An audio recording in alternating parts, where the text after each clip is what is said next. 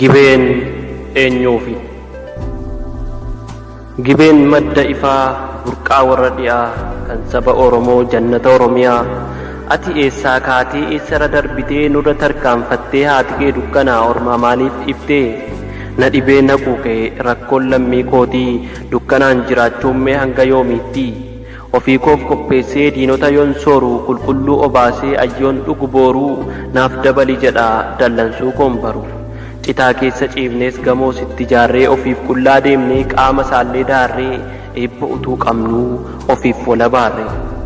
Ilaa gurranyaa koo kan dungoo koo bobeessu maaliif nan argitu akkan garaan ciisee qalamaan barreessu? Ati gar tokkotti tiiviidha gar tokkotti qarambullaa dhiiga kootiin kan orte abbaa borsaan tuullaa maaf boontee jiraatta nu dukkanaan bulla. Ifaa maashinootaa gibirraa hidhattee qabeenyattiin orte feetus ala baaftee dudduubaan na laalta maqaa koo dagattee. Laga Gibee jechuun kan Itoophiyaa ibse guumaadhaaf geeraa dukkanatti hambisee kan naaddaaf aggaaroo shabeedhaaf bashaashaa alagaan simboonee dafqa keemaaf nyaataa. Ilaaya biyya koo kan qobboo xessaatee barumsaan barattu ifaasaa qabsiiftee ifaan laga Gibee maaliif si hanqatee? Kan kee nyaatee dhugaa bunaaf foon coccoomaa urgoo sabbuuqqatee sirra deemee boona.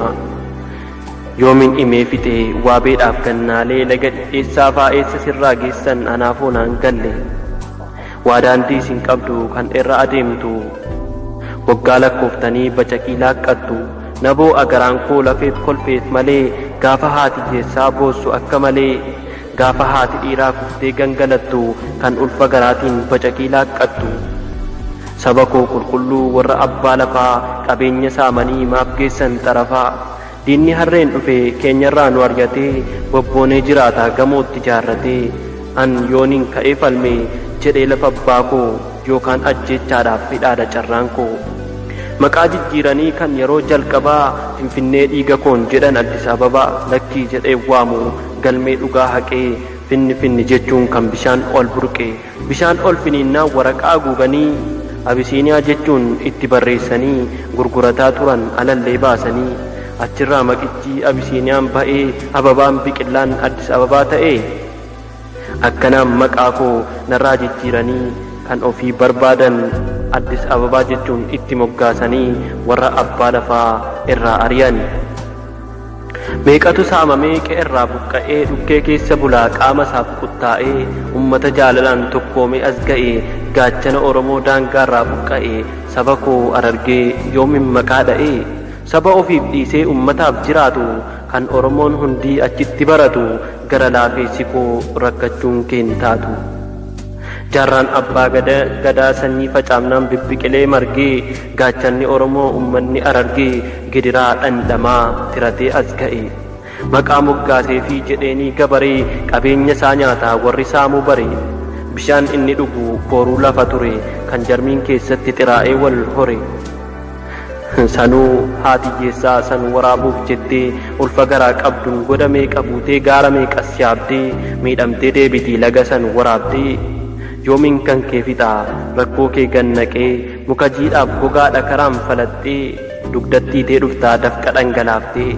Kanatu na dhibee jireenya baadiyyaa rakkoon kee na quuqnaan baroodeesiif iyyaa. Baadiyyaa Arsii koo Booranaaf Beddellee Jimmaanii fi Shawaan Karrayyuu fi Baaleen kan Wallaggaa filuu Karrayyuuniif Amboon kan baadiyyaa keenyaa yoom hiikama rakkoon kan baadiyyaa keenyaa yoom hiikama rakkoon. Hunduu kee ilmataa gurree gaadhi'atee waanuma ofii godhee taanikaa qabatee urgoos kan kee dhugaa raasee urgufatee sirraa nyaachuu malee mee yoomsi yaadatee. Kanatu na dhibee garaa koo na nyaate. Yoomin takkaa kolfee miira keessa seenee gabareedhaa rakkatuu dhoqqee keessa deemee.